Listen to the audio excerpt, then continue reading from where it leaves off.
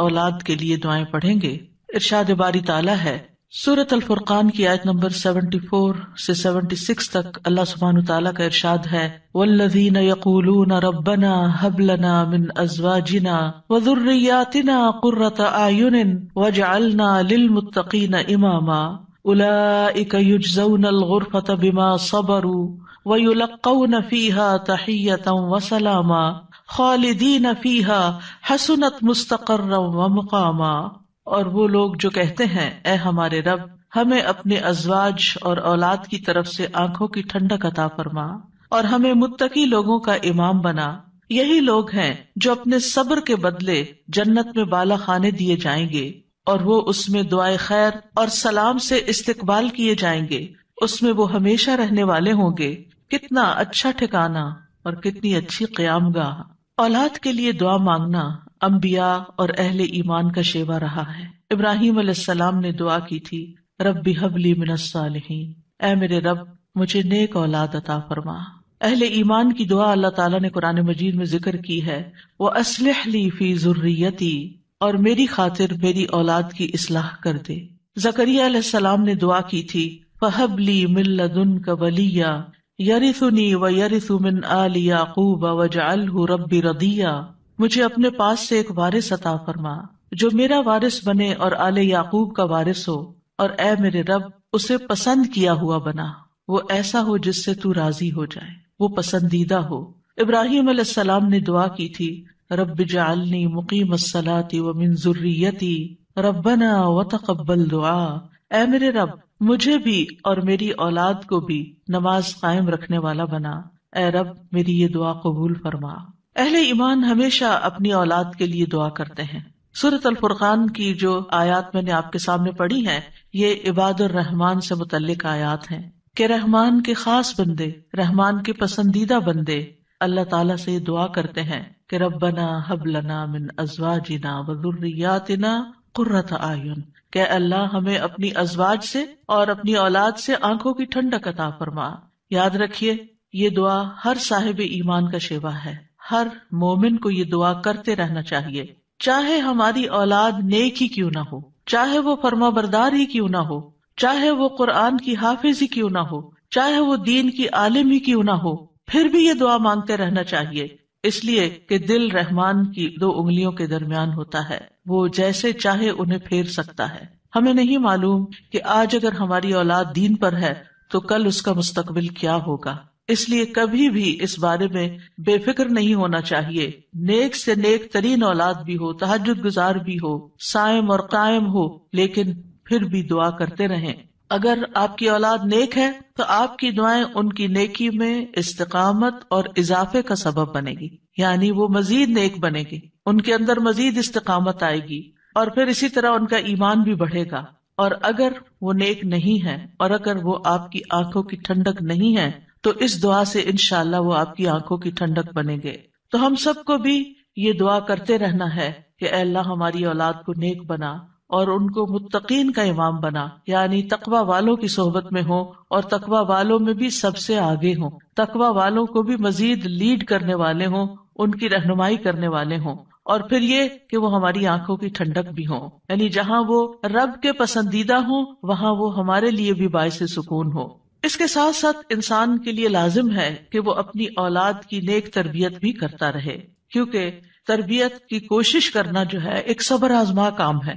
اسی لیے اس آیت کے بعد جو آیت آتی ہے اس میں صبر کرنے والوں کی جزا جنت میں غرفہ بتائی گئی ہے. عربوں کے ہاں گھر کے اندر جتنے بھی کمرے ہوتے ہیں ان میں سے سب سے بہترین کمرہ غرفہ کہلاتا ہے، یعنی سب سے اعلیٰ ترین درجہ. تو جنت میں بھی جب غرفہ کی بات ہے تو اس سے مطلب کوئی ہائی رائز بلڈنگ نہیں ہے، کیونکہ وہ ایک جگہ پر آتا نا کہ غرفات پر غرفات مبنیہ ہوں گے، تو اس سے مراد یہ ہے کہ جنت کے اعلیٰ ترین مقامات اللہ تعالیٰ ان کو عطا کرے گا جو صبر کے ساتھ تربیت بھی کرتے رہیں گے اور صرف اپنی تربیت اور اپنی کوشش کو کافی نہیں سمجھیں گے بلکہ اللہ تعالیٰ سے دعا بھی کریں گے. اور بہت دفعہ ایسا بھی ہوتا ہے کہ ہم تربیت میں پوری کوشش کر لیتے ہیں لیکن اس کا اثر اولاد میں نظر نہیں آتا. اولاد آپ کی ایکسپیکٹیشن پہ پوری نہیں اترتی، آپ جیسے ان کو دیکھنا چاہتے ہیں ویسے وہ نظر نہیں آتے. کیا ہم نوح علیہ السلام کی تربیت پہ کوئی شک کریں گے؟ ان کے 4 بیٹے تھے جن میں سے 3 بہترین بیٹے ثابت ہوئے، لیکن ایک بیٹا اپنے ہی راستے پر چل نکلا.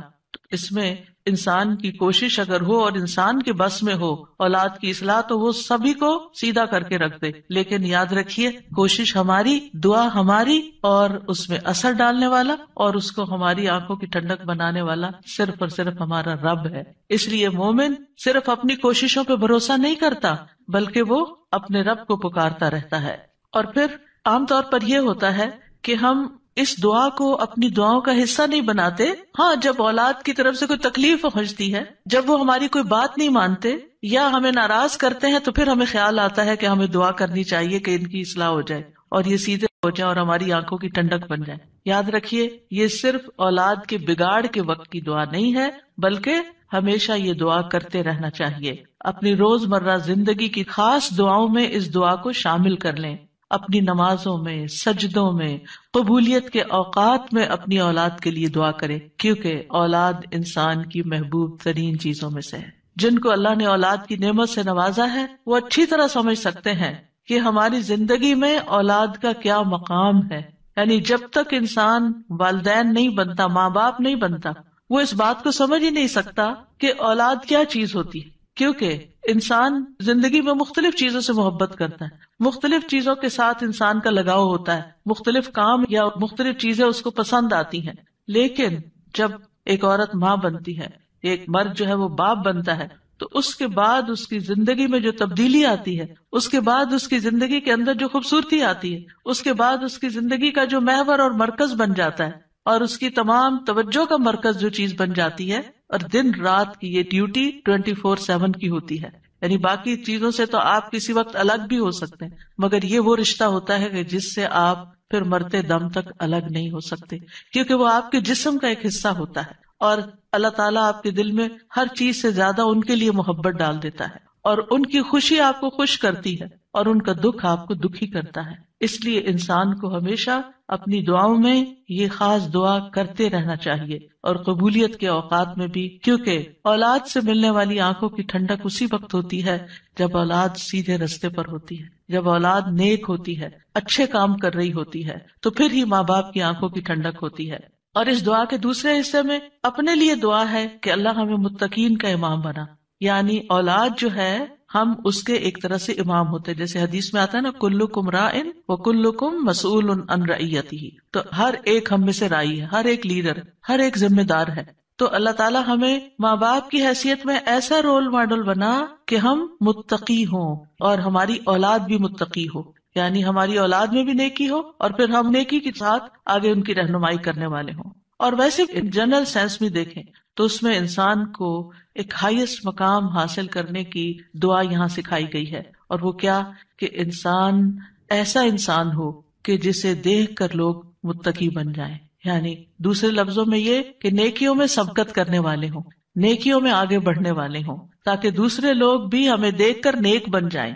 مثلاً اگر ایک مرد اول وقت میں مسجد میں جا کر نماز پڑھتا ہے تو اس کے بچوں پر اس کا کیا امپریشن ہوگا. یعنی اگر باپ ذمہ دار ہے تو بچے بھی دیکھ کر کہیں گے کہ ہاں ہمیں بھی یہی کام کرنا ہے، کیونکہ بچے ابتدائی زندگی میں خاص طور پر باپ کو، ماں کو بہت فالو کر رہے ہوتے ہیں.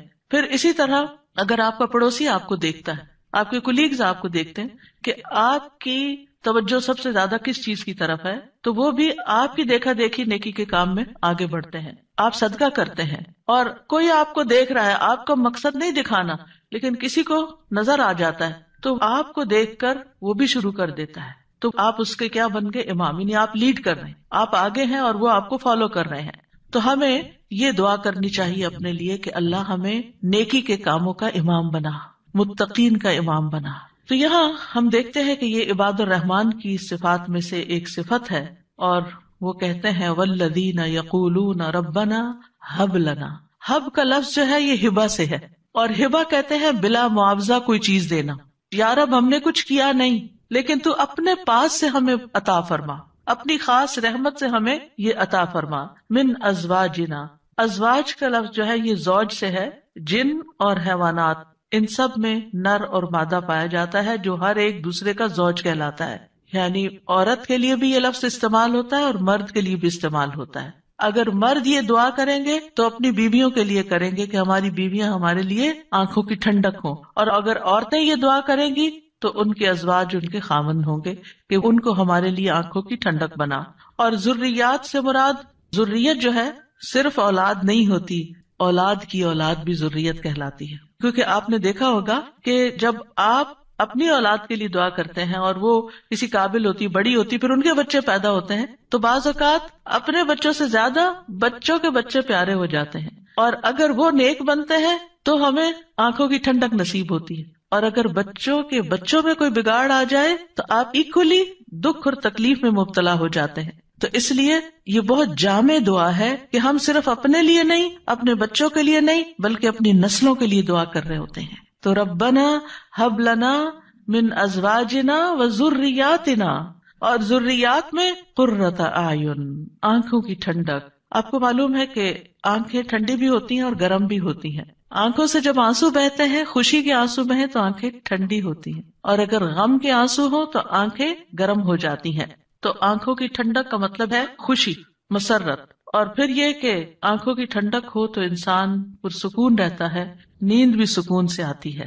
کہ بچوں کی طرف سے اگر انسان کو بے فکری ہو کہ وہ اچھے کام کر رہے ہیں، اچھی جگہ پر ہیں، سیف ہینڈز میں ہیں، تو انسان کے بہت سے غم، دکھ، پریشانیاں ختم ہو جاتی ہیں، وہ بے فکر ہو جاتا ہے۔ اور اسی طرح یہ ہے کہ جب آنکھوں کی ٹھنڈک ہوتی ہے تو انسان کے دل کو بھی قرار ملتا ہے، یعنی آنکھوں کی ٹھنڈک صرف آنکھوں تک نہیں رہتی، بلکہ آنکھوں سے انسان جو کچھ دیکھتا ہے وہ اس کے دل تک اتر جاتا ہے۔ ابن عباس کہتے ہیں اس سے مراد ان کی وہ اولاد ہے جو اللہ کی اطاعت کے کام کرے تاکہ دنیا اور آخرت میں انہیں آنکھوں کی ٹھنڈک نصیب ہو، یعنی جو بچے نیک ہوتے ہیں وہ ماں باپ کے لیے ان کی زندگی میں بھی خوشی کا باعث ہوتے ہیں، اور جب ماں باپ فوت ہو جاتے ہیں تو وہ ان کے لیے صدقہ جاریہ بن جاتے ہیں۔ اور پھر جب قیامت کے دن اٹھیں گے اور اولاد اور والدین کو اللہ سبحانہ وتعالی جمع کر دے گا اپنی جنتوں میں، تو یہ وہاں بھی ان کو دیکھ دیکھ کر خوش ہوتے رہیں گے۔ obviously جو بچے ماں باپ کے ساتھ نہیں جا سکیں گے، جو ماں باپ کا دین چھوڑ گئے یا ان کا راستہ چھوڑ گئے یا نماز روزہ چھوڑ گئے،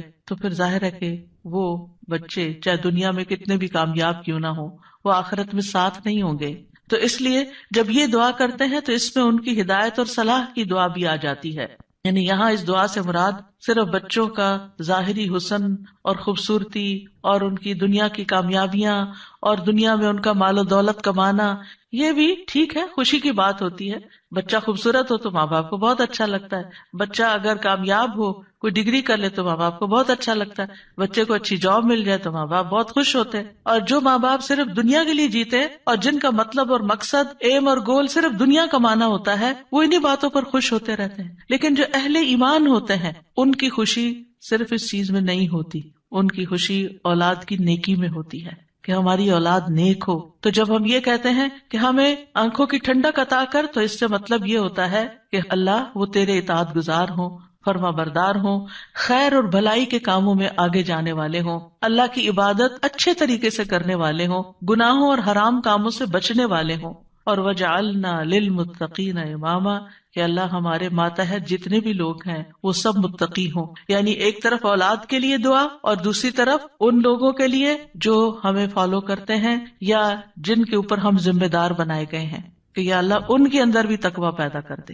یعنی ہماری اولاد تو نیک ہو، لیکن آپ کے ساتھ جو لوگ کام کر رہے ہیں، جن کے آپ ذمہ دار ہیں، مثلاً اگر آپ استاد ہیں اور آپ کے شاگرد ہیں، یا آپ ایک لیڈر ہیں، کمیونٹی لیڈر ہیں اور آپ کے بہت سے فالوورز ہیں، یا اسی طرح اور جو بھی کام آپ لیڈرشپ رول میں کرتے ہیں، تو یا اللہ جو لوگ آپ کی جو ٹیم ہے، یا اللہ اس کو بھی متقی بنا دے، اس کے اندر بھی اپنی محبت پیدا کر دے۔ کتنی خوبصورت دعا ہے۔ ظاہر ہے کہ انسان انہی لوگوں کے ساتھ ہوتا ہے، یا تو گھر میں ہوتا ہے یا باہر کام پر ہوتا ہے۔ جب گھر میں ہوتا ہے تو کیا ہوتا ہے، بیوی اور بچوں کو دیکھ کر انسان اپنی آنکھیں ٹھنڈی کرتا ہے، اس کو ایک پرسکون ماحول ملتا ہے۔ اور جب وہ گھر سے باہر ہوتا ہے، اپنی جاب پر ہوتا ہے، اپنی ٹیم کے ساتھ ہوتا ہے، تو ان کی نیکی، ان کا اخلاق، ان کا تقویٰ دیکھ دیکھ کر اس کی آنکھیں ٹھنڈی ہوتی رہتی۔ سنسیئر مخلص ساتھیوں کا مل جانا یہ اللہ تعالیٰ کی بہت بڑی نعمت ہوتی ہے۔ اور پھر آپ دیکھیے کہ یہ نہ صرف ان کے تقویٰ کی دعا ہے، بلکہ جو خود متقی بننے کی خواہش رکھتا ہوگا وہی چاہے گا کہ اس کے ساتھی اور اس کے ماحول کے لوگ اور اس کے آس پاس کے لوگ تقویٰ والے ہوں۔ اور یہ معنی بھی اس کا بنتا ہے کہ یا اللہ تو ہمیں اتنا تقویٰ عطا کر کہ ہم متقین کے امام بن جائیں، یعنی ان متقین میں سے بھی سب سے آگے ہو تقویٰ میں. للمتقین اماما، یعنی ہمیں ہدایت کا امام بنا، لوگوں کو ہم سے ہدایت حاصل ہو، گمراہی کا امام نہ بنے. کیونکہ اللہ سبحانہ تعالیٰ نے خوش بخت لوگوں کے بارے میں فرمایا سورۃ الانبیاء میں، وَجَعَلْنَاهُمْ أَئِمَّةً يَهْدُونَ بِأَمْرِنَا وَأَوْحَيْنَا إِلَيْهِمْ فِعْلَ الْخَيْرَاتِ وَإِقَامَ الصَّلَاةِ وَإِيتَاءَ الزَّكَاةِ وَكَانُوا لَنَا عَابِدِينَ. اور ہم نے انہیں ایسے پیشوا بنایا جو ہمارے حکم کے ساتھ رہنمائی کرتے تھے، اور ہم نے ان کی طرف نیکیاں کرنے اور نماز قائم کرنے اور زکوٰۃ ادا کرنے کی وحی بھیجی، اور وہ صرف ہماری عبادت کرنے والے تھے. تو اس سے کیا پتہ چلتا ہے کہ ہم نے انہیں ایسا پیشوا بنایا جو ہمارے حکم کے ساتھ رہنمائی کرتے تھے. یہ ہے متقین کے امام، کہ جو اللہ کی مرضی اور اللہ ہی کے دی ہوئی جو تعلیم اور ہدایت ہے اس کے مطابق لوگوں کو گائیڈ کرتے ہیں، صرف اپنی من پسند چیزوں یا اپنی طرف سے چیزیں ایجاد نہیں کرتے. اور اہل شقاوت بدبخت لوگوں کے بارے میں آتا ہے وَجَعَلْنَاهُمْ أَئِمَّةً يَدْعُونَ إِلَى النَّارِ، ہم نے ان کو ایسے امام بنایا جو لوگوں کو آگ کی طرف بلاتے ہیں، جیسے فرعون تھا، قارون اور اس طرح کے لوگ کہ لوگ ان کو فالو کرتے تھے اور وہ خود بھی آگ کی طرف جانے والے. جیسے فرعون کے بارے میں آتا ہے یقدم قومہ یوم القیامۃ فاوردہم النار، کہ قیامت کے دن وہ اپنی قوم کو لیڈ کر رہا ہوگا اور انہیں آگ میں لے جا کے گرائے گا. تو اس لیے بہت ضروری ہے کہ ہم خیر میں اچھا نمونہ بنے. اور ویسے بھی آپ دیکھیں کہ انسان کے امپریشنز ہوتے ہیں، انسان جو کچھ کرتا ہے اچھا کرتا ہے یا برا کرتا ہے اس کے آثار ہوتے ہیں. یعنی آپ اچھا کرتے ہیں اور آپ کو دیکھ کے جتنے لوگ خاموشی سے اچھا کر لیتے ہیں وہ سارے آپ کے آثار ہو گئے، اور ان سب کی نیکی آپ کی نیکی میں جمع ہو گئی. اور آپ کو دیکھ کر اگر کوئی شخص غلط ٹرینڈ اختیار کرتا ہے تو اس کی قباحت بھی آپ کے پلے میں پڑ گئی. تو متقین کا امام بننے کے لیے یاد رکھیے دو چیزیں بڑی اہم ہیں، ایک ہے صبر اور دوسرے ہے یقین. صبر اور یقین، یہ دو چیزیں ہوں تو یہ مقام حاصل کیا جا سکتا ہے. اللہ تعالیٰ فرماتے ہیں وَجَعَلْنَا مِنْهُمْ أَئِمَّةً يَهْدُونَ بِأَمْرِنَا لَمَّا صَبَرُوا وَكَانُوا بِآيَاتِنَا يُوقِنُونَ. اور جب انہوں نے صبر کیا تو ہم نے ان میں سے ایسے امام بنائے جو ہمارے حکم سے رہنمائی کرتے تھے اور وہ ہماری آیات پر یقین رکھتے تھے. یاد رکھیے ایک بچے کی تربیت صبر آزما کام ہوتا ہے، اور اس کے بارے میں ہوپ فل رہنا بھی بڑا ضروری ہوتا ہے. کیونکہ اگر ہم صبر کا دامن چھوڑ دیں اور یہ کہے کہ یہ تو ماننے والے نہیں اور یہ ہماری سنتے نہیں، ٹھیک ہے جو چاہے کریں، اور ان کو کھلی چھٹی دے دیں، تو وہ تو بگاڑ کی آخری حد کو پہنچ جائیں گے. آپ کھلی چھٹی دے دیں گے نہیں، آپ کو اچھے اخلاق کے ساتھ، رویے کے ساتھ وقتاً فوقتاً ان کی اصلاح کا کام کرتے رہنا ہے. اور یہ صبر آزما کام ہے. یعنی بعض اوقات آپ کا دل اندر سے کٹ رہا ہوگا، آپ شدید غصے کا شکار ہوں گے، شدید نفرت کا شکار ہوں گے ان کے کسی غلط کام پر، لیکن آپ اس کا ایسا اظہار نہیں کریں گے کہ جس سے وہ ہمیشہ کے لیے آپ کو خیر بات کہہ کے چلے جائیں اور آپ سے کٹ جائیں. کیونکہ آپ دیکھیں بہت سے بچے ایسے ہوتے ہیں جو ماں باپ کی نیگنگ سے اور ماں باپ کی بد اخلاقی اور بدسلوکی سے پھر وہ ہمیشہ کے لیے ان کو چھوڑ ہی جاتے ہیں. تو ایسا کوئی طریقہ اختیار نہیں کرنا کہ جس سے وہ دور ہوں، بلکہ محبت کے ساتھ. یعنی اگر ان کے اندر آپ دیکھتے ہیں کچھ چیزیں ایسی ہیں جو درست نہیں، تو محبت کے ساتھ اور صبر کے ساتھ دعائیں کرتے کرتے ان کی اصلاح کرتے جائیں. ہو سکتا ہے آپ اپنی زندگی میں نہ دیکھیں وہ دن جس کو آپ دیکھنا چاہتے ہیں، لیکن مرنے کے بعد آپ کو ان کی دعائیں پہنچ رہی ہوں، آپ کی وہ محنت ضائع نہیں جائے گی. تو لما صبروا، صبر کرنا بہت ضروری ہے. اور پھر یہ ہے کہ ان کی طرف سے جتنی بھی آزمائشیں آئیں، ان کی طرف سے جو تکلیفیں آپ کو پہنچے، کیونکہ جو بھی ماں باپ بنتے ہیں وہ سب جانتے ہیں کہ اولاد کی طرف سے بعض اوقات آنکھوں کی ٹھنڈک سے زیادہ تکلیفیں ہی پہنچتی. یعنی وہ آپ کا مقام نہیں سمجھتے جب تک وہ خود ماں باپ نہیں بنتے. ان کو سمجھ نہیں آتی کہ ماں باپ کا مقام کیا ہے اور ماں باپ کی تکلیف کیا ہے. لہٰذا ایسے تمام مواقع پر صبر سے کام لینا ہے. اور دوسرا یہ کہ یقین رکھنا ہے، بے یقینی سے دعا نہیں کرنی. یقین رکھنا ہے کہ اللہ میری دعائیں سنتا ہے اور وہ ضرور سنے گا. لم اکم بدعائک رب شقیہ، اے رب میں تجھ سے دعا مانگ کر کبھی بدبخت ہوا ہی نہیں، تو دعاؤں کا سننے والا ہے. ایسی دعا کرنے والوں کا انجام بہت بہترین ہے. اللہ تعالیٰ فرماتے ہیں اولئک یجزون الغرفۃ، ایسے نیک بندے جن کے اندر یہ صفات ہوں، جو یہ چاہتے ہوں کہ ان کی اولاد اچھی ہو جائے، ان کے ازواج، ان کی بیوی یا شوہر اچھا ہو جائے، اور پھر صبر کے ساتھ یہ سب کام کریں، تو پھر ان کا انجام بھی بہت اچھا ہے. اور وہ کیا ہے کہ جنت کا اعلیٰ ترین مقام، جیسا کہ سورۃ العنکبوت میں آتا ہے والذین آمنوا وعملوا الصالحات لنبوئنہم من الجنۃ غرفا تجری من تحتها الانہار خالدین فیہا نعم اجر العاملین الذین صبروا وعلی ربہم یتوکلون. اور جو لوگ ایمان لائے اور انہوں نے نیک کام کیے ہم انہیں ضرور ہی جنت کے اونچے گھروں میں جگہ دیں گے، یعنی بہترین مقام پر جگہ دیں گے جن کے نیچے سے نہریں بہتی ہیں. یعنی اوپر جب ہوتا ہے تو نیچے کا سین زیادہ بہتر نظر آتا ہے. ہمیشہ ان میں رہنے والے ہیں. دنیا میں آپ اگر کوئی ایسی جگہ پر کسی سی سائڈ پر کسی بہترین سینری اور گرینری کے مقام پر اونچی کسی ہائیسٹ فلور پر پینٹ ہاؤس خرید بھی لیں رہ بھی لیں، لیکن آپ کو ہر وقت دھڑکا لگا رہتا ہے کہ پتہ نہیں کب دنیا سے چلے جانا ہے، یا اگر رینٹ پر رہ رہے ہیں تو پتہ نہیں کب یہاں سے نکلنا پڑ جائے، تو آپ پوری طرح انجوائے نہیں کر سکتے. یعنی انسان جتنا بھی چاہے دنیا میں کمپلیٹ انجوائمنٹ ہے ہی نہیں، کیونکہ اس کے ساتھ کئی مسائل اور کئی مشکلات ہوتی ہیں. لیکن آخرت میں بلند ترین مقامات میں فرمایا خالدین فیہا، وہ اس میں ہمیشہ رہیں گے. نکلنے کا، اس کو چھوڑنے کا، اس کے خراب ہونے کا، اس کی مینٹیننس کا کوئی فکر ہی نہیں ہے، صرف انجوائمنٹ ہی ہے. نعم اجر العاملین، لیکن یہ کس کو ملتا ہے؟ جو عمل کرتے ہیں، جو کام کرتے ہیں، جو محنت کرتے ہیں. کتنا اچھا اجر ہے عمل کرنے والوں کا. کون ہے وہ عمل؟ کیا دو عمل بتائے گئے؟ الذین صبروا وعلی ربہم یتوکلون، وہ جو صبر کرتے ہیں اور اپنے رب پر توکل کرتے ہیں، بھروسہ کرتے ہیں. اور اس کے علاوہ حدیث سے بھی اس مقام کو حاصل کرنے کی بات ہمیں پتہ چلتی ہے. نبی صلی اللہ علیہ وسلم نے فرمایا جنتی لوگ اپنے سے بلند کمرے والے کو، غرفہ والوں کو اپنے اوپر ایسے دیکھیں گے جیسے وہ دنیا میں چمکدار گہرے ستارے کو دیکھتے. اتنے بلند ہوں گے ان کے مقامات. آپ سوچئے کبھی آپ جب جہاز پر ونڈو سیٹ پر بیٹھے ہوتے ہیں تو آپ جب نیچے دیکھتے ہیں تو بعض بہت ہی خوبصورت مناظر نظر آتے ہیں. تو آپ سوچئے کہ جس کا گھر وہ ستارے کی جگہ پر ہو، اتنا بلند مقام اس کو مل چکا ہو، تو پھر اس کو کیا کچھ نظر نہیں آئے گا نیچے. فرمایا کہ جس طرح وہ دنیا میں چمکدار گہرے ستارے کو دیکھتے ہیں جو آسمان کے مشرقی یا مغربی کنارے میں بہت دور ہوتا ہے، ان میں سے ایک دوسرے سے افضل ہوگا. لوگوں نے عرض کیا یا رسول اللہ یہ تو انبیاء کے محل ہوں گے جنہیں ان کے سوا اور کوئی نہ پا سکے گا. آپ نے فرمایا نہیں، اس ذات کی قسم جس کے ہاتھ میں میری جان ہے، یہ ان لوگوں کے لیے ہے جو اللہ پر ایمان لائے اور انبیاء کی تصدیق کی.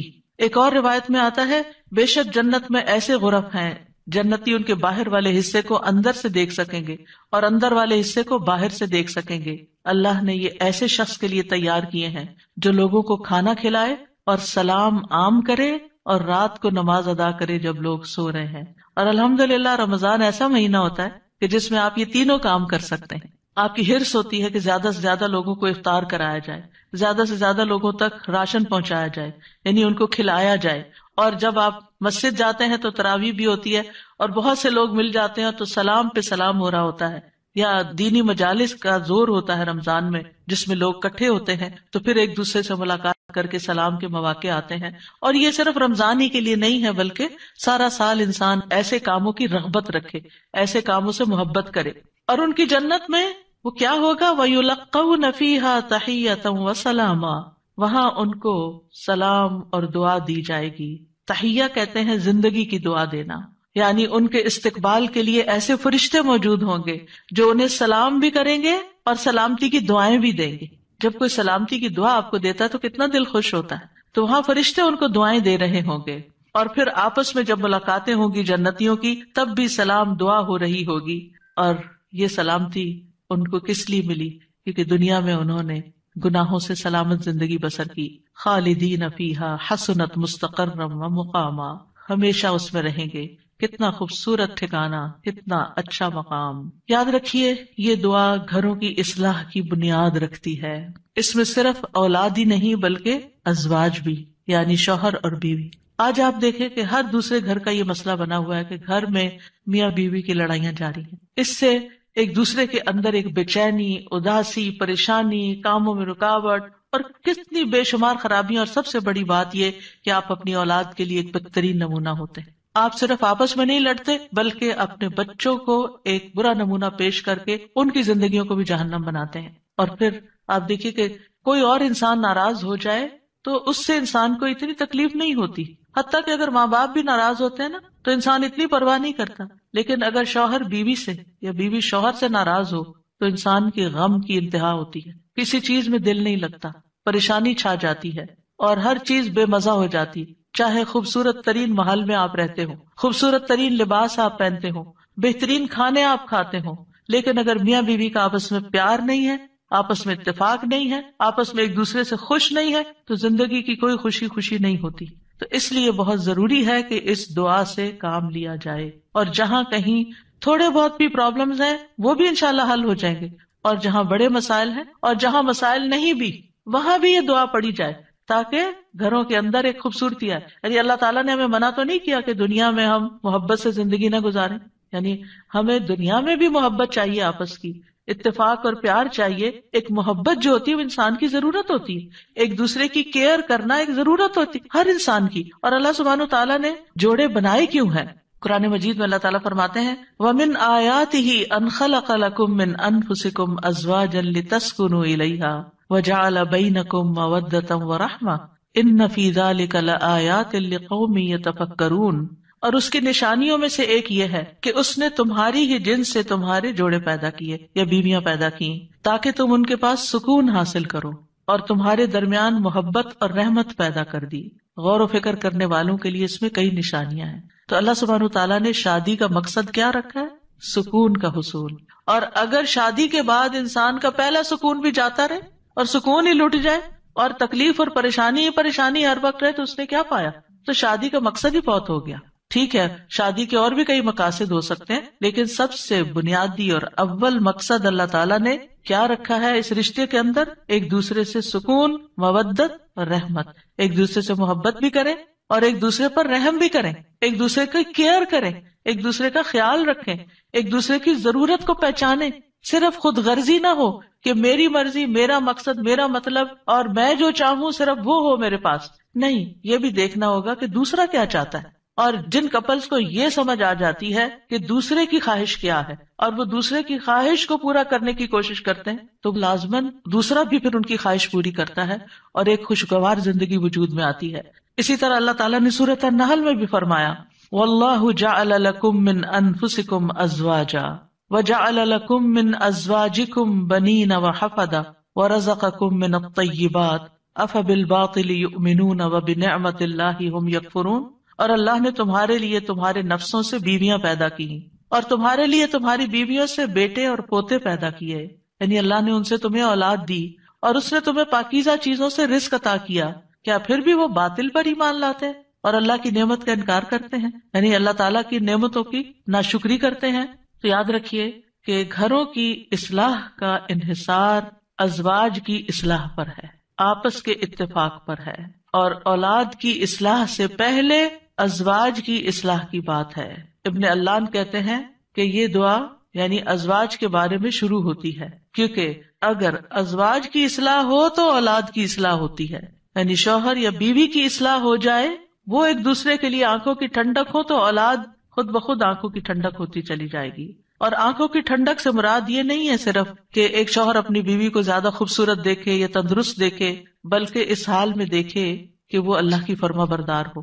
کیونکہ ایک حدیث میں آتا ہے کہ دنیا متاع ہے اور دنیا کی سب سے بہترین متاع نیک بیوی ہے.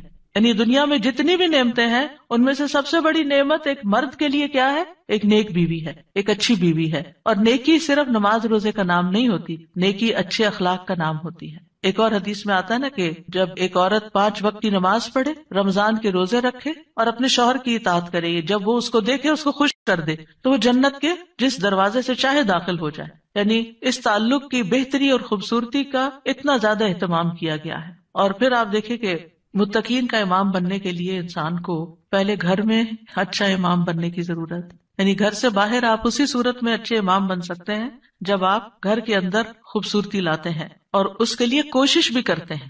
دیکھیے کچھ رشتے ہمیں اللہ کی طرف سے بنے بنائے مل جاتے ہیں، جیسے ماں باپ کا رشتہ ہے. ماں باپ سے آپ کو انکنڈیشنل لو ملتا ہے.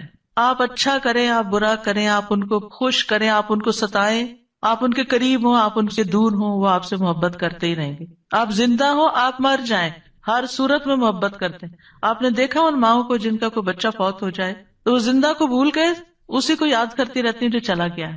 قریب ہو تب بھی محبت کرتے ہیں، دور ہو تب بھی محبت کرتے ہیں. ماں باپ کی محبت انکنڈیشنل، لیکن ازواج کی محبت کنڈیشنل ہوتی ہے. اگر آپ اچھے اخلاق کا مظاہرہ کریں گے، اچھے انسان بن کر رہیں گے تو آپ کی محبت بڑھتی جائے گی.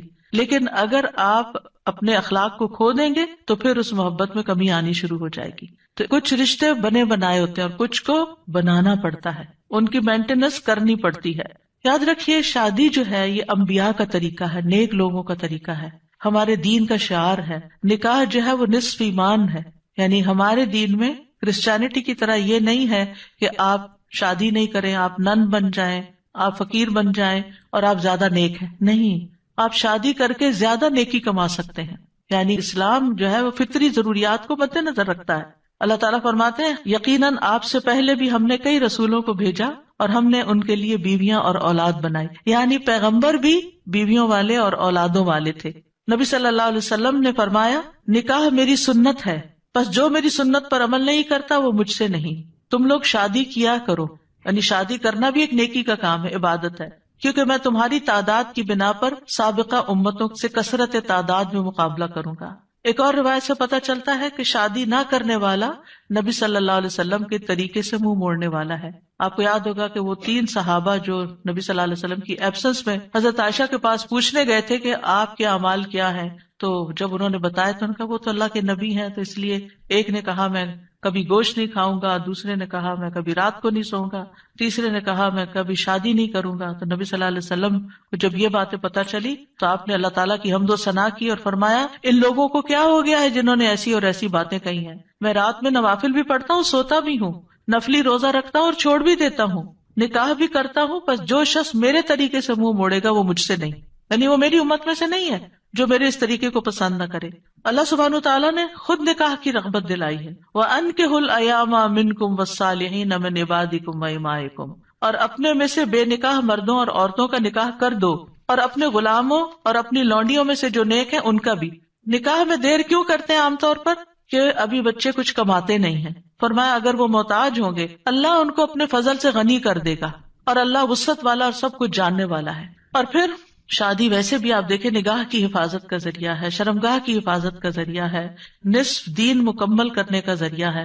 حدیث میں آتا ہے جب کوئی شخص نکاح کر لیتا ہے تو اپنا آدھا دین مکمل کر لیتا ہے، لہذا چاہیے کہ باقی آدھے دین کے بارے میں اللہ سے ڈرتا رہے. پھر آپ دیکھیے کہ صرف دنیا میں نہیں، آخرت میں جنت میں بھی پاکیزہ جوڑے ہوں گے. وَلَهُمْ فِيهَا أَزْوَاجٌ مُطَهَّرَةٌ، پاکیزہ بیویاں ہوں گی. اہل جنت سے کہا جائے گا ادخلوا الجنت انتم وازواجکم تحبرون، تم اور تمہاری بیویاں جنت میں داخل ہو جاؤ، تم خوش رکھے جاؤ گے. فرشتے اہل ایمان اور ان کی بیویوں اور بچوں کے لیے دعائیں کرتے ہیں. کیا کہتے ہیں؟ ربنا وادخلهم جنات عدن التي وعدتهم ومن صلح من آبائهم وازواجهم وذرياتهم انك انت العزیز الحکیم. اے ہمارے رب، اور انہیں ہمیشگی کے باغات میں داخل کر جن کا تو نے ان سے وعدہ کیا تھا، اور ان کے آباء و اجداد اور ان کی بیویوں اور ان کی اولادوں میں سے جو نیک ہوئے ان کو بھی جنت میں داخل کر. یعنی یہ فرشتے اہل ایمان کے لیے دعا کرتے ہیں. اور جنت میں کوئی بھی کمارا نہیں ہوگا، یعنی جن لوگوں کی دنیا میں شادی نہیں ہوئی ان کو بھی اللہ تعالیٰ جوڑے عطا کرے گا، اور جن کے شوہر پہلے فوت ہو گئے یا بیوی فوت ہو گئی یا ایک نیک تھا اور ایک جنت میں نہیں گیا دوسرا جہنم میں چلا گیا تو ان کو بھی اللہ تعالیٰ وہاں جوڑے عطا کرے گا. اور کوئی بھی ایسا نہیں ہوگا کہ جو تنہائی کا شکار ہو، آئسولیشن کا شکار ہو، کیونکہ انسان کی زندگی میں اگر کمپینین ہوتا ہے تو انسان کے لیے سکون کا باعث ہوتا ہے. اور خاص طور پر اگر نیک بیوی ہو.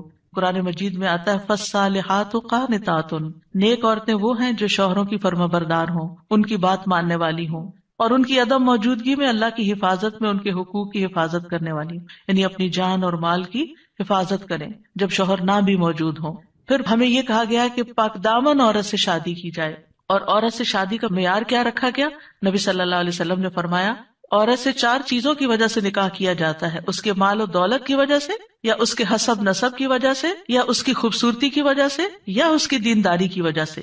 تیرے ہاتھ خاک آلود ہوں، دیندار عورت سے شادی کر کے کامیابی حاصل کرو، کیونکہ اگر دین والی تمہارے گھر میں آئے گی تو اللہ سے ڈرنے والی ہوگی، اس کا اخلاق اچھا ہوگا، اس کے اندر بگاڑ نہیں ہوگا، تمہیں اس کو بار بار نماز کی پابندی کے لیے نہیں کہنا پڑے گا، اس کو نیکی کی طرف لانے کے لیے بہت ایفرٹ نہیں کرنی پڑے گی. اور پھر آپ دیکھیں کہ ایک ماں کے اوپر انحصار ہوتا ہے کہ بچوں کی کیا تربیت کرتی ہے، کیونکہ تربیت اولاد باپ کا حصہ کم ہوتا ہے، ماں کا حصہ زیادہ ہوتا ہے. اگر ایک بچہ اپنی ماں کو نیک دیکھتا ہے تو اس کے اندر ایک نیکی کی محبت پیدا ہوتی ہے. تو بہرحال یہ رشتے جو ہیں ان کے لیے دعا بھی ہے اور اس کے ساتھ ساتھ انتخاب بھی اچھا ہو، اور پھر ان کو بنانے کے لیے کوشش بھی رہے۔ اللہ تعالیٰ مردوں کو حکم دیتے ہیں وَعَاشِرُوهُنَّ بِالْمَعْرُوفِ، عورتوں کے ساتھ بھلے طریقے سے زندگی بسر کرو، یعنی ان کے حقوق ادا کرو، اور ایک دوسرے سے محبت کرنا جو ہے یہ بھی دین کا حصہ ہے۔ عقبہ بن عامر کہتے ہیں میں نے رسول اللہ صلی اللہ علیہ وسلم کو یہ فرماتے ہوئے سنا کہ اسلام میں جائز لہو میں 3 چیزیں آتی ہیں: انسان کا اپنی بیوی کے ساتھ دل لگی میں مصروف ہونا، ہنسی مذاق کرنا، اپنے گھوڑے کی دیکھ بھال کرنا یعنی اس کے ساتھ ٹائم سپینڈ کرنا، اور تیر اندازی کرنا۔ بظاہر دیکھا جائے تو یہ ٹائم ویسٹر بھی ہو سکتے ہیں، لیکن یہ ہمارے دین میں ایک نیکی تصور کیے جاتے ہیں۔ یہ شغل جو ہے یا یہ ہابیز جو ہیں یہ پسندیدہ ہے۔ پھر یہ ہے کہ شوہر اور بیوی کو ایک دوسرے کا حق ادا کرنا ہے، کیونکہ یہ حقوق اللہ نے ایک دوسرے کے ذمے رکھے ہیں اور اللہ تعالیٰ قیامت کے دن پوچھے گا۔ بعض اوقات ایک بیوی یہ کہتی ہے کہ میں شوہر کا حق نہیں دیتی کیونکہ وہ بھی میری فلاں بات نہیں مانتا، یا شوہر یہ کہتا ہے میں بیوی کا حق نہیں دیتا کیونکہ میری وہ فلاں بات نہیں مانتی۔ نہیں، جب تک آپ اس رشتے میں ہیں دونوں کو ایک دوسرے کا حق دیتے رہنا چاہیے۔ اور کیوں دینا چاہیے؟ کہ اللہ کا حکم ہے، اس لیے نہیں کہ شوہر خوش ہوگا یا بیوی خوش ہوگی، اس لیے کہ میرے رب کا حکم ہے، اس لیے مجھے یہ کام کرنا ہے۔ اور جب آپ رب کو راضی کرتے ہیں تو رب بندوں کو بھی آپ سے راضی کر دیتا ہے۔ پھر اسی طرح یہ ہے کہ ایک دوسرے سے اچھے اخلاق کے ساتھ پیش آنا۔ نبی صلی اللہ علیہ وسلم نے فرمایا ایمان کے لحاظ سے کامل مومن وہ ہے جو اخلاق میں سب سے اچھا ہے، اور تم میں سے بہتر شخص وہ ہے جو اپنے گھر والوں کے لیے اچھا ہے، اور ایک روایت میں بیویوں کے لیے اچھا ہے۔ اس میں آپ دیکھیے کہ لوگ گھر سے باہر تو ہر ایک سے بڑا اچھا اخلاق رکھتے ہیں، لیکن گھر میں منہ بنا کے رکھتے ہیں، تو یہ اچھے اخلاق کی علامت نہیں۔ اللہ تعالیٰ نے جو کرائیٹیریا دیا ہے وہ کیا ہے کہ سب سے اچھا وہ ہے جس کا گھر میں اخلاق اچھا ہے۔ پھر اسی طرح یہ ہے کہ بد زبانی نہیں کرنی چاہیے۔ پھر بیوی کے ذمہ ہے کہ شوہر کی بات ماننے کے علاوہ شوہر کے مال اور اولاد کی حفاظت کرنے والی ہو، ان کو ضائع نہ کرے، صابر و شاکر ہو۔ شوہر کی ذمہ داری کیا ہے کہ گھر والوں پر خوشی سے خرچ کرے، اور نبی صلی اللہ علیہ وسلم نے فرمایا جو شخص اپنے اوپر خرچ کرتا ہے تاکہ وہ اس کے ذریعے لوگوں سے مانگنے سے بچے، وہ اس کے لیے صدقہ ہے۔ یعنی آپ اپنی پرسنل نیڈز کے لیے اسپینڈ کرتے ہیں، یہ بھی صدقہ ہے۔ جو شخص اپنی بیوی اور بچوں اور اپنے گھر والوں پہ خرچ کرتا ہے وہ بھی صدقہ شمار ہو جاتا ہے، یعنی شوہر کے نامہ اعمال میں وہ نیکی لکھی جاتی ہے کہ یہ اپنی بیوی پر بچوں پر خرچ کرنے والا ہے۔ پھر اسی طرح اچھے گزران کا اصول کیا ہے کہ ایک دوسرے کی اچھی عادتوں پر نظر رکھی جائے اور بری عادتوں کو اگنور کیا جائے۔ اگر ہم نے یہ ایکویشن بدلی کہ بری عادتوں کو ہر وقت ہائی لائٹ کیا، تم یہ نہیں کرتی، تم یہ نہیں کرتے، تم یہ نہیں کرتی، تم یہ نہیں کرتے، تو پھر زندگی جہنم بن سکتی ہے۔ کیونکہ ہر وقت اگر انسان اسی میں کڑتا رہے کہ اس شخص میں کیا خرابی ہے، کیا نہیں ہے، کیا کون سی برائی ہے، کون سی غلط عادت ہے، اور اسی پر لڑائی جھگڑا کرتا رہے، تو زندگی میں انجوائمنٹ نہیں رہتی، بلکہ اس کے برعکس نبی صلی اللہ علیہ وسلم نے یہ فرمایا کوئی مومن شخص کسی مومن عورت سے بغض نہ رکھے، یعنی بیوی سے نفرت نہیں کرنی چاہیے۔ اگر عورت کی ایک عادت ناپسند ہوگی تو کوئی دوسری عادت پسند ہوگی، تو کیا مطلب ہے کہ ناپسند بات کو چھوڑو، جو پسندیدہ ہے اس پر نظر رکھو۔ پھر اسی طرح یہ ہے کہ نیک اولاد کے لیے بھی کوشش کے علاوہ اور دعائیں بھی ہمیں سکھائی گئی ہیں، جیسے ان کی پیدائش سے پہلے ہی دعا کرنا، ربی ہب لی من الصالحین، اے میرے رب مجھے نیک اولاد عطا کر۔ یعنی ابھی اولاد ہوئی نہیں لیکن پہلے سے ہی دعا مانگنا شروع ہو جائے انسان کہ اللہ مجھے نیک اولاد دینا۔ اور پھر یہ کہ شادی کے وقت ایسی عورت کا انتخاب کرنا جس کے اندر بچے پیدا کرنے کی صلاحیت ہو، کیونکہ نبی صلی اللہ علیہ وسلم نے اس بات کا حکم دیا کہ محبت کرنے والی اور زیادہ بچے پیدا کرنے والی عورت سے شادی کرو، یعنی یہ ہمارے دین میں پسندیدہ چیز ہے۔ پھر اسی طرح شادی سے ملنے والی جو نیک اولاد ہے اس کا فائدہ کیا ہے کہ وہ مرنے کے بعد والدین کے لیے دعائیں کرتی ہے اور ماں باپ کے لیے صدقہ جاریہ بن جاتی ہے، اور یہ والدین کی درجات کی بلندی کا ذریعہ بنتا ہے۔ جہاں تک اولاد کی تربیت کا تعلق ہے تو اولاد کے بارے میں سوال ہوگا، یعنی ماں باپ دونوں سے پوچھا جائے گا کہ انہوں نے ان کی تربیت میں کیا کوشش کی۔ پھر اسی طرح اولاد کا پہلا حق کیا ہے؟ حدیث میں آتا ہے نبی صلی اللہ علیہ وسلم نے فرمایا اپنے نطفوں کے لیے اچھی عورت کا انتخاب کرو، یعنی نیک عورت کا انتخاب کرو، اور دین میں ہم پلہ عورتوں سے نکاح کرو، اور ہم پلہ مردوں کو اپنی بیٹیوں کا نکاح کر کے دو۔ پھر اسی طرح اچھے باپ کا انتخاب، رسول اللہ صلی اللہ علیہ وسلم نے فرمایا جب ایسا شخص تمہارے پاس نکاح کا پیغام بھیجے جس کے دین اور اخلاق سے تم مطمئن ہو تو اس سے اپنی بیٹی کا نکاح کرو، یعنی اوباش آوارہ لڑکے ہوں تو پھر ان کے ساتھ شادی نہیں کرو، کیونکہ شادی کے بعد کیا ہوگا، آپ کی بیٹی کو مصیبت میں ڈال دے گا۔ فرمایا اگر ایسا نہیں کرو گے تو زمین میں فتنہ اور زبردست فساد برپا ہوگا، یعنی پھر فساد ہی فساد، بگاڑ ہی بگاڑ۔ پھر اسی طرح ولادت سے پہلے شیطان سے حفاظت کی دعا سکھائی گئی کہ جب شوہر بیوی ایک دوسرے سے ملیں تو دعا پڑھیں، جیسے حضرت مریم کی والدہ نے دعا پڑھی تھی وَإِنِّي أُعِيذُهَا بِكَ وَذُرِّيَّتَهَا مِنَ الشَّيْطَانِ الرَّجِيمِ۔ کتنی خوبصورت دعا ہے کہ اللہ میں اس بچی کو بھی اور اس کی آئندہ آنے والی ذریت کو بھی تیری پناہ میں دیتی ہوں شیطان سے بچا کر۔ پھر یہ کہ بچوں کو سب سے پہلے توحید سکھانی چاہیے، بچپن سے ہی بچوں کے اندر اللہ کا ڈر پیدا کرنا چاہیے، دین کی تعلیم سیکھنے میں رغبت دلانی چاہیے، اچھے اخلاق کی تعلیم دینی چاہیے،